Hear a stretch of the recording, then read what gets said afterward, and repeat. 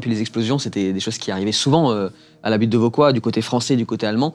Il y a des soldats qui s'en sont sortis quand même, malgré tout, qui ont dû creuser pendant 60 heures. 2 soldats bretons qui sont remontés à la surface après 60 heures à main nue en essayant de retrouver la surface et sont retournés du côté français. Et c'est La Croix, en 1915, le journal, qui a publié un article pour raconter cette histoire-là.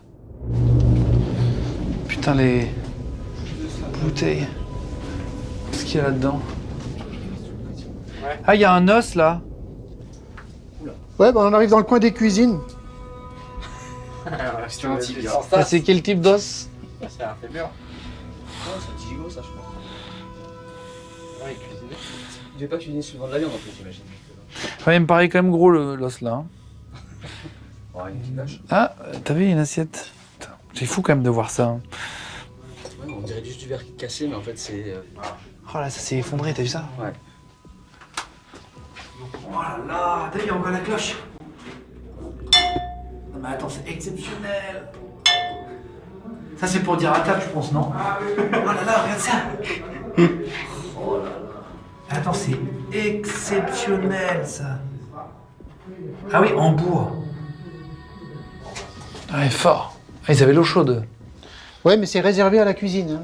Hein. Ouais, bah. C'était chaud. T'as vu comment ils ont taillé dans la pièce? C'est quand même pas mal déjà. Ils ont fait ça.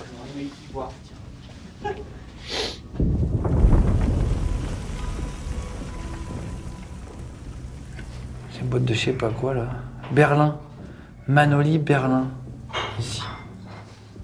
Gibson Girl. Mais c'est des cigarettes, non? Bah, ça a l'air,